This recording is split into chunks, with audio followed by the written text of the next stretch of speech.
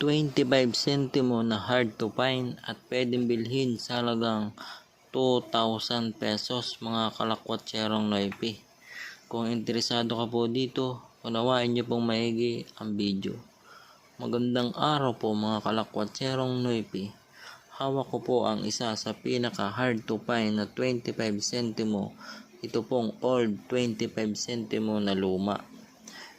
Marami po sa atin ang hindi naalalaman na ito pong 25 centimo na ito ay may mataas na halaga at pwede nga pong bilhin sa halagang 2,000 pesos bawat isa.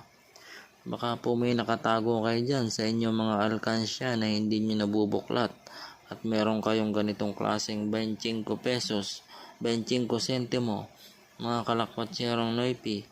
Ito po ay pwedeng bilhin sa halagang 2,000 pesos. Basta nga po tugma sa ating